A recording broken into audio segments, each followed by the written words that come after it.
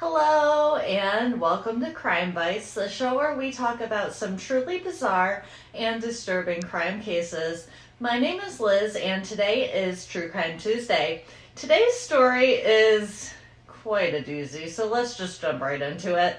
This story brings us to New Jersey, so think Sopranos, because that's the vibe of the area of New Jersey that we're going to at the start of the story, along with one of the hottest shows at the time that our story takes place. Woke up this morning, got myself a gun. Anyways, I really enjoyed that show, but it sure had its moments. In fact, today's story sounds like it could have been pulled from one of their nastier episodes. So let's start by meeting Melanie. Melanie is a beautiful woman with a dazzling smile and just striking features. Her parents would describe her as a good girl who never got into any trouble. She would meet her future husband, McGuire, while working as a waitress where he was a server, and the two would marry in 1999. Melanie would go on to become a fertility nurse, and Bill would get into computer programming for the New Jersey Institute of Technology. The couple would go on to have two boys together in an apartment in Woodridge, New Jersey, but it wasn't all sunshine and roses. The relationship was, as Melanie would say, tempestuous from the start. Bill would spend a lot of time gambling in Atlantic City. Sometimes he did well, and other times he didn't. When Melanie would put her foot down about gambling, he would start playing the stock market. He would also cheat on Melanie frequently, and she would eventually end up starting her own affair with a doctor she worked with named Bradley Miller. Yet, in spite of all their troubles, the couple decided to keep moving forward, and they purchased their first house together. They ended up choosing a $500,000 house in the suburbs. Even that was clouded in resentment because Bill wanted to move to Virginia and Melanie wanted to stay where they were. So let's get to the last night that Melanie and Bill would spend together. On the night of April 28, 2004, Melanie and Bill had an explosive fight about the house they just closed on because Bill was angry that he settled on this house that he didn't really want. He would end up hitting her and trying to choke her with a dryer sheet because dryer sheets were apparently for people who were too lazy to pour laundry detergent in the dryer. Yeah. They were so loud they ended up being interrupted by their 2-year-old who appeared in the doorway. Thinking fast, Melanie grabbed their son and quickly locked the two of them in their bathroom. Bill would scream that he was leaving and never coming back, and she could tell their sons why they didn't have a father. So cold. He would spend some time packing and hurling insults at Melanie before storming out of the house. The next morning, Melanie would gather herself and take her children to daycare, then go speak to attorneys about filing for divorce. She would then go to the courthouse to see about filing for a restraining order against Bill, but would leave because there was a pretty large crowd and it appeared that it would take longer than she had. She then would go check into the Red Roof Inn in Edison and pay in cash. The next day she would go back to appear before the judge, and here is a recording from that conversation. State your full name. Melanie Lynn McGuire. Tell me what happened that brought you to court today for temporary restraining order? My husband and I closed on our first house on Wednesday. That should be a positive thing, shouldn't it? Yeah, it should. He's been behaving really erratically. Ms. McGuire, you're safe here. Don't worry. Did he hit you, ma'am? No, not until, well, I don't mean to sound like I had absolutely no part in this. I said some not nice things and slapped me. Do you know if there's any weapons? Not to my knowledge. Then on May 5th, 2004, a couple of fishermen and their kids were fishing near the high-rise bridge near the Chesapeake Bay Bridge Tunnel. They anchored themselves off of Fisherman's Island, which is a nearby nature preserve, to relax and fish for a bit. It seemed like a normal day until they spotted a small piece of luggage floated nearby. At first, they assumed it must have blown off a car, so they were curious and pulled it into their boat to have a look. It was a large, brownish Kenneth Cole suitcase, one of those nice three-piece sets you can get. So the little boy is all excited, thinking they found some treasure, so they let him open it. And when they do, they see that the contents were covered in a trash bag. Excited, and before the men could do anything, the boy rips open the bag to reveal a pair of human legs. Quickly, the men would zip up the suitcase and dial 911. News got out, and everyone was wondering who the man in the suitcase was and what would wash up next. Don't forget, this is a three-piece luggage set. So then on May 11, 2004, a graduate student would find a second suitcase while doing research on Fisherman's Island. She would see a similar Kenneth Cole suitcase, and just like the fisherman 6 days prior, she was curious. When she discovered and pulled out the trash bag inside of her suitcase, the putrid smell stopped her from going any further, and she immediately called 911. Good thing. The torso and head of a male were what were discovered in that suitcase, and the medical examiner in Norfolk would determine that the victim was shot multiple times, once through the head and a few times in the torso. The specific bullets used were wad cutter bullets, which are typically used in target practices. Now, everyone was just waiting for that third suitcase. And on May 16th, 2004, another fisherman would find the third suitcase by the Chesapeake Bay Bridge Tunnel. This suitcase would contain from the pelvis to the knees. So I'm sure you've guessed by now that the man in the suitcase was Bill McGuire, but to help investigators figure that out, they released this sketch that they had a sketch artist make from the photos of his bloated head. On May 21st, the wife of one of Bill's friends sees the sketch on TV and thinks, wow, that really looks like Bill McGuire. Bill's friend isn't so sure, but they call the tip line anyways. Using fingerprints, they were able to identify Bill from fingerprints he had on file from a previous reckless driving charge. They would inform Melanie about her husband's death, and she would just burst into tears, but she never would ask them what happened, which really struck them as odd. They also start to wonder why she never reported Bill missing. But think about it for a second. The man who just hit you and said he was leaving and not coming back doesn't contact you for a week or even longer, and you are at a point where you go to get a restraining order on him. That guy isn't coming around. As far as I'm concerned, wouldn't that be a good thing? In addition, she would claim that her attorney told her not to because of the nature of their last encounter. He hit her and shoved a dryer sheet in his mouth. And she truly thought Bill was leaving her and didn't want to engage with him because every time she did, it would bring them right back to their toxic square one. And it's a vicious cycle. She wanted desperately to break it. Anyways, at Melanie's suggestion, detectives began to search Atlantic City for Bill's missing car. They end up finding it at the Flamingo Casino in Atlantic City. At this point, they are looking at Melanie as suspect number one. So they are thinking that she would have had planted it there, which she does admit to. Well, kind of. If Melanie did in fact kill her husband, she would have had to have driven his car down and left it there, which led authorities to believe that she may have had an accomplice to drive the extra car down and leave it at the casino. So they pulled up toll records from the Garden State Parkway and found there were charges for 2 trips to Atlantic City. Not only that, but they found out that Melanie called and tried to refute some of the charges. That didn't look good at all. So the first charge is on April 30th, 2 days after Bill's disappearance. Melanie says she goes down to look for the car out of anger and finds it almost right away.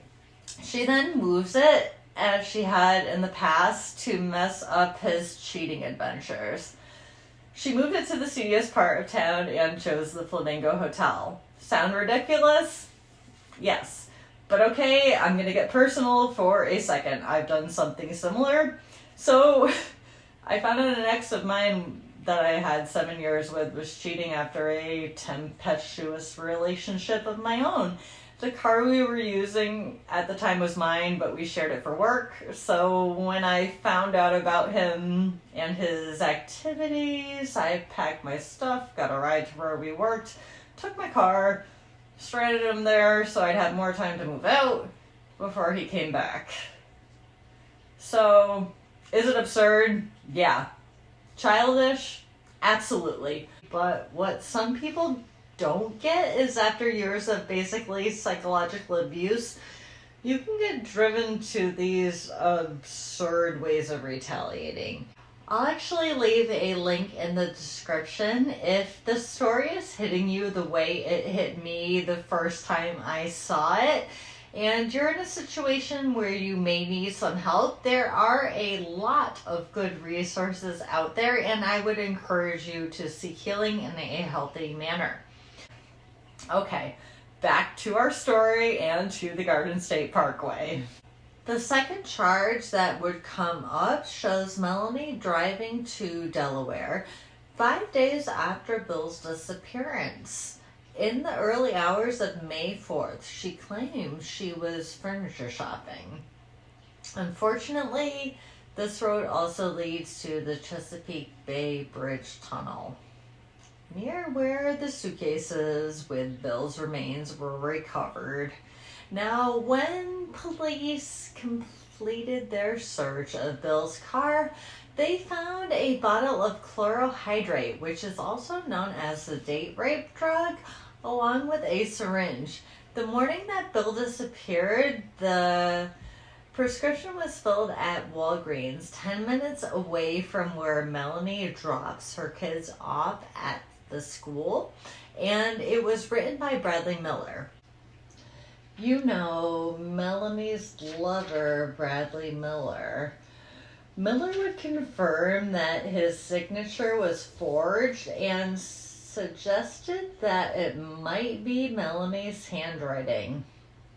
So in spite of all these circumstantial pieces of evidence, they were still lacking the physical evidence that would really kind of close the case. They concentrated on the couple's townhouse where they believed the murder took place. They brought in the luminol. They even tore up the walls, pipes, and floorboards looking for evidence, but they didn't find any. Now, if you shoot someone in the head and go on to dismember them, you're going to have to prep with a ton of plastic first, or you're going to leave something behind. I mean, even then. Now, we're going to jump back to Bill's car for a second. The other thing they found in Bill's car was some of the physical evidence that they desperately searched for in the townhouse.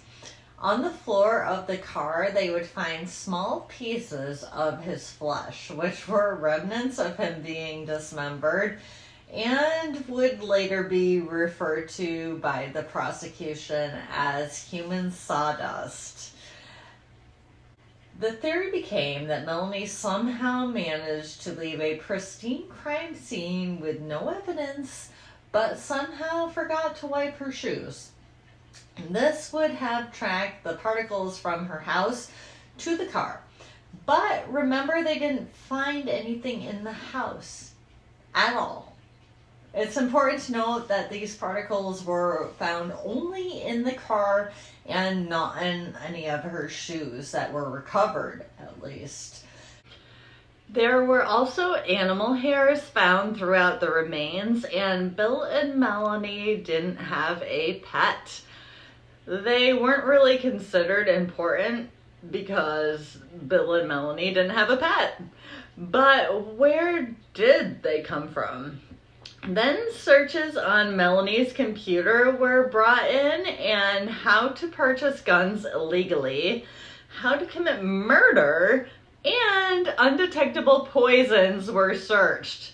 There is no way to know whether Bill or Melanie made these searches. However, after the detection of the chloral hydrate and its connection to Melanie, it's kind of easy to assume she was the one making these searches. Now, let's talk about the gun. It was clear that before he was dismembered and stuffed into suitcases, that Bill was shot to death, so the police focused on finding out if anyone close to Bill owned a gun. Focusing on Melanie, they didn't find anything in New Jersey, so they decided to check the Pennsylvania records, because many New Jersey residents would travel there to purchase guns due to the laxer laws. It was there they would find a record of Melanie McGuire purchasing a gun, a Tourist 38 to be specific, and wad cutter bullets. This took place 2 days before she would say that her husband went missing. Melanie didn't tell this to the police when they questioned her, but later stated that she did tell her attorneys, who said to tell them if they asked, but not to offer it to them, and that they didn't ask. She stated that she bought the gun because Bill wanted her to buy the gun, and he had a felony conviction from his driving record that made it so he couldn't purchase a firearm. She stated that he had been on her about getting it for a while, and that although it looks terrible that she bought it 2 days before his disappearance, it also indicates how much trouble he may have been in, and that's why he kept bothering her to get the gun, and kind of makes sense. Not only that, the lands and grooves which are imprinted onto a bullet when a gun fires were off. According to the company's website, the gun Melanie purchased would have left 5 lands and grooves, and the bullets that came out of Bill's had 6. And that's basically what a gun imprints on the bullet when it fires. So after the trial, the website updated to say that it could fire 5 or 6 lands and grooves. A little sketchy. Police would also end up listening to 500 hours of Melanie's wiretap phone calls, including calls to her lover, and in not one of them does she admit any sort of guilt. People will straight up ask her, and the whole time she maintains her innocence.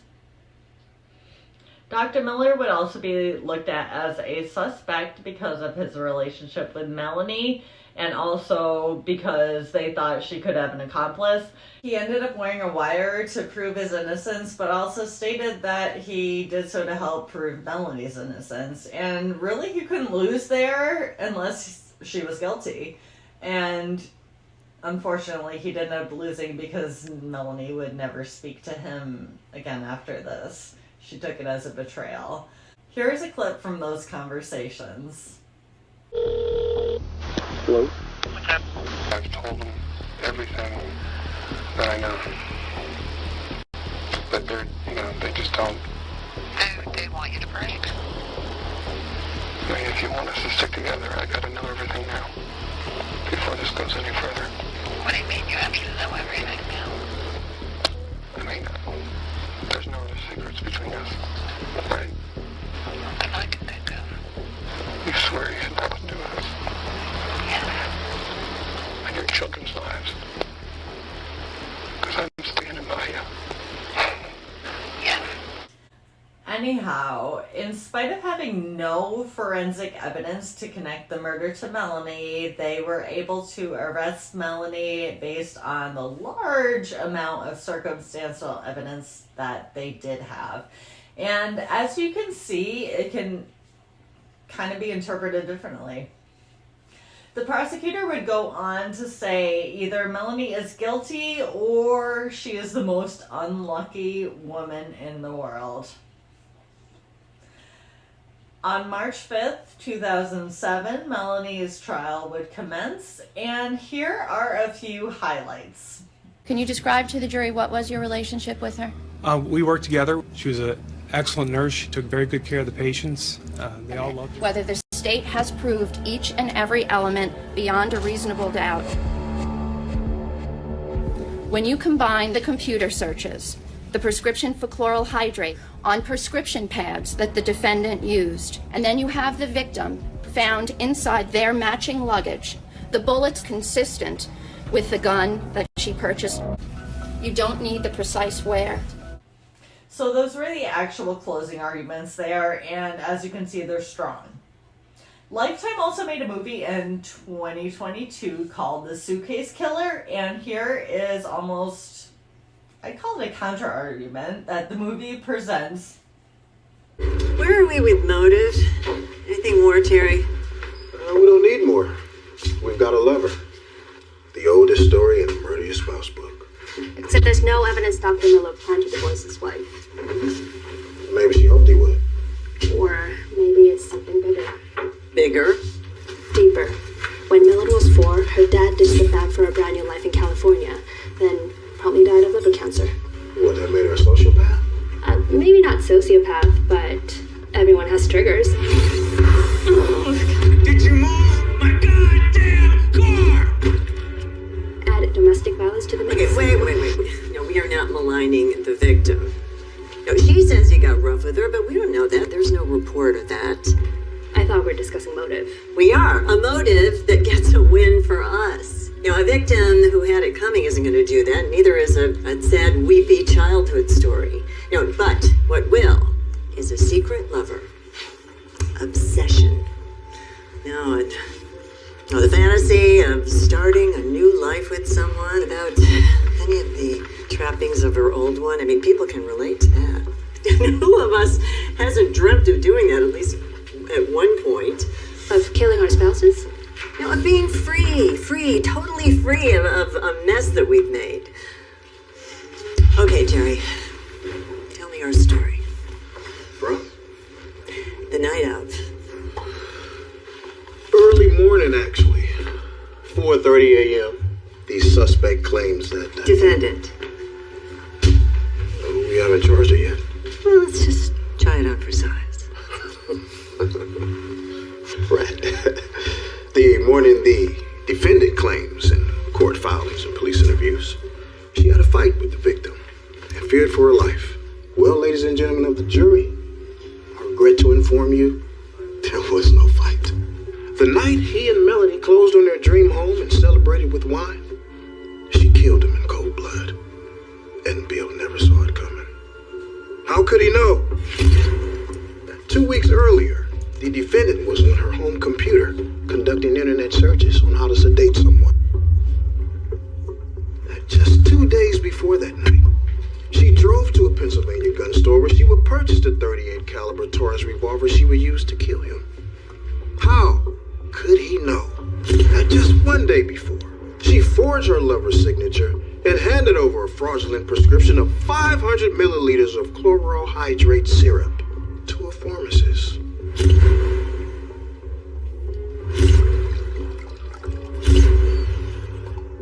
How could he know that when he closed his eyes that night, drugged from the Alt's wine she had given him, that he'd sleep just long enough for her to drop the kids off at preschool and return to end his life?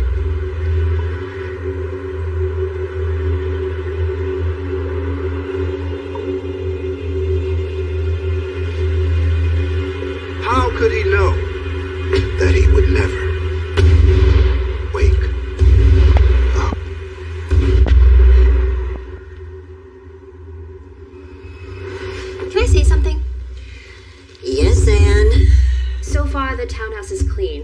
They did a little search and they didn't find anything. No blood in the bathroom, no blood on the couch. I'm having a team from the outside come and do a deeper dig. Yeah, but what if the crime scene proves to be somewhere else? It won't, and we don't want it to. No, the townhouse is a better story. Okay, keep going, Terry. From the shooting, he's dead on the couch.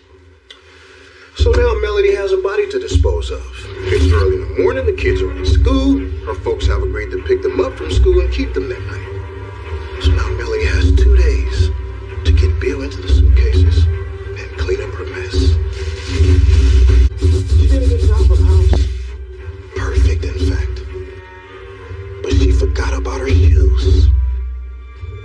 When she dumped Bill's car in Atlantic City to throw investigators off her scent, she dragged tiny skin fragments from her butchering all over the floor mats. I don't like skin fragments. It's too clinical. No, let's say human sawdust. I like that. Human sawdust. I think we're ready. Now, this clip doesn't really paint the district attorney very good at all, but it's a Lifetime movie, so. But honestly, it does seem like some things were getting a lot of weight, and things that didn't really fit the narrative weren't. So I don't know.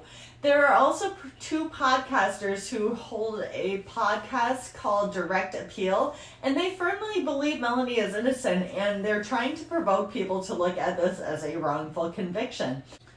They point out that people with more circumstantial evidence pointing to a conviction than they have against Melanie, whose cases have been overturned. So we'll see. So there is no denying that throughout all of this, Melanie was acting, well, funny. But really, her husband disappears right after what she determined was their last fight. So much so that she went out and sought a divorce lawyer and a restraining order to keep him away from her. How do you expect her to act when she finds out this person is dead? Let's be honest, there might be a small part in most of us who would never kill anyone, who would still be like, kind of got what you deserve there, bud. Maybe I need some professional help still, but really I think I at least hope that would be normal when someone hurts you that much, followed by many more emotions. But if he did put her through all these years of torment and now she's being looked at as a suspect while trying to keep it together for her children, how is one supposed to act? I don't really think there's a right answer to that. Here's another clip from that Lifetime movie when Melanie gets hit with one of Bill's affairs right in her office. You know? Hey, I wanted to ask you. This guy I'm seeing is worried that the hormones will interfere with our sex life. Is that true? It can happen for some donors, but most of the time the biggest complaint is just the mood swings. Well, nothing he can't fix with some fine jewelry, right? I like the way you think, Daniela. Oh, call me Danny. Everyone does. Okay, Danny. So today's pretty simple. It's really just about blood work. I've got a gown for you right here. I'm going to step out while you get undressed, and the doctor and I will be back in a few minutes, okay? Okay. Okay. Danny DeCruz. Yeah, Danny DeCruz. I know I should have been a pop star, right?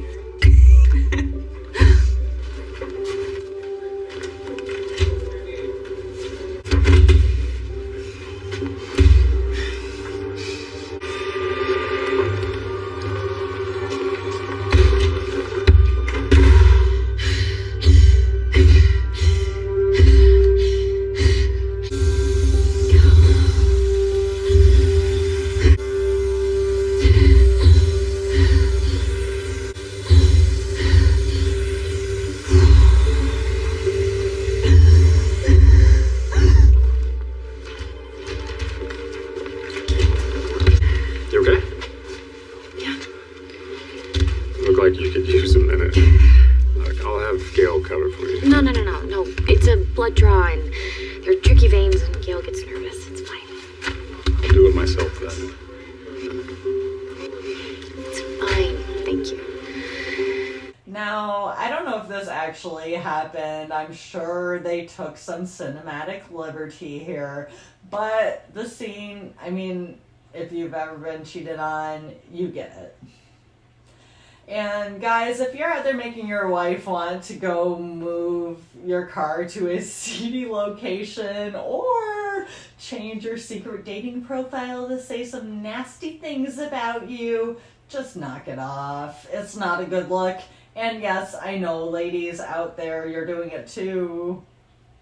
Just stop it. It's terrible. You're making people go crazy. Anyways, Melanie was found guilty of first-degree murder after a trial that lasted almost a month and a half long and ended on July 19th, 2007. She was also charged and convicted of second-degree possession of a weapon for an unlawful purpose and second-degree desecration of human remains and third-degree perjury. Melanie is still serving out her sentence and will not be eligible for parole until she is 101 years old. The custody of her children was awarded to Bill's sister. They would both be young men now, and their mother, who still maintains her innocence, has this message for them. Make up your own mind. Do not accept what you're just being told on the surface. Dig. There's documents that exist. The stuff exists. It's out there. I'm still a little conflicted about this one. What do you guys think? Well, today was a longer one, but there was just so much to unpack with this. Sorry, couldn't help myself. But I do want to leave you on a more positive note as always. So here is a quick bit about a UPS driver named Nick. So in the fall of 2021, Hurricane Ida rocked the Jersey shoreline. It was terrible.